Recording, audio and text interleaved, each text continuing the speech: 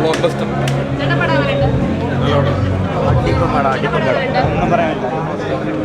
സൂപ്പറാണ്, ഒന്നും പറയാനില്ല. കാരണം നന്നായിട്ടുണ്ട്, ട്വിസ്റ്റില്ല എന്നൊക്കെ പറഞ്ഞാലും നമുക്ക് എക്സ്പെക്ട് ചെയ്യാം. നന്നായിട്ടുണ്ട്, സൂപ്പറായിട്ടുണ്ട്, ഗംഭീരം, അടിപൊളി. കുറേ കാലത്തിന് ശേഷമാണ് രാജേട്ടൻ വക്കീൽ വേഷം കാണുന്നത്. നന്നായിട്ട് സൂപ്പറായിട്ട്,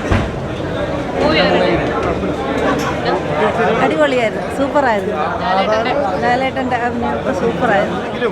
ഓരോ റിയാക്ഷൻസ് ആണെങ്കിലും അടിപൊളിയായിട്ട് തന്നെ ലാലേട്ടൻ ചെയ്തിട്ടുണ്ട്. ഇത് ലാലേട്ടൻ്റെ ഒരു തിരിച്ചുവരവാണ്. മലൈക്കോട്ടെ വാലിബന് മുന്നേ തന്നെ ഒരു തിരിച്ചുവരവാണ് നേരിലൂടെ. അതായത് ഒരു വോയിസ് മോഡുലേഷൻ ആയാലും എല്ലാം കൊണ്ടും ലാലേട്ടൻ തകർത്തുണ്ട്. എത്ര വർഷത്തിന് ശേഷമാണെന്ന് അറിയാം ലാലേട്ടൻ്റെ ഒരു കിടിലൻ സിനിമ ആണ്. ലാസ്റ്റ് ലൂസിഫറിന് ശേഷമാണ് തിയേറ്ററിൽ നിന്ന് ഒരു ലാലേട്ടൻ സിനിമ ആയിട്ട് ഫുൾ സാറ്റിസ്ഫൈഡ് ആയിട്ട് ഇറങ്ങിയേക്കുന്നത്. അത്രക്കും ഉണ്ട്. ഇപ്പോഴാണ് സമാധാനം. ഇത് എത്ര നാളത്തെ കാത്തിരിപ്പാണ്. ഇത് 2024 ലാലേട്ടനുള്ളതാണ്. ഇത് വെരി ഇൻട്രസ്റ്റിംഗ് ആയിട്ടാണ് എടുത്ത് വെച്ചേക്കുന്നത്. ഒരിക്കലും ഒരു കോർട്ട് ഡ്രാമ വരുമ്പോൾ നമുക്ക് എപ്പോഴും കുറച്ച് കഴിയുമ്പോൾ ഒരു ബോർ അടിക്കാൻ തോന്നും. പക്ഷെ അങ്ങനെയല്ല. പക്ഷേ നന്നായിട്ട് എൻഗേജിങ് ആയിട്ട് തന്നെ ചെയ്തു വെച്ചിട്ടുണ്ട്. എടുത്തു വേണ്ട ആക്ടിങ് സിദ്ദിഖിൻ്റെയും അനശ്വരയുടെ രണ്ടുപേരും കട്ടയ്ക്ക് പെർഫോം ചെയ്തു. സിദ്ദിഖിൻ്റെ ഒരു നെഗറ്റീവ് ഷെയ്ഡ് പോലെ അസോപ്പ കാണുമ്പോൾ പറഞ്ഞാൽ അവസാനം കാണുമ്പോൾ തന്നെ ഇവനെ പറഞ്ഞാൽ ഒരു പ്രേക്ഷകരുടെ രീതിയിൽ അങ്ങനെ ഫീൽ ആവും. അത്ര അടിപൊളി ആക്ട് ചെയ്തിട്ടുണ്ട്. ആൻഡ് നമ്മുടെ അടുത്ത് പറഞ്ഞത് അനശ്വരയുടെ ആക്ടിങ് ആണ്, അടിപൊളിയാണ്.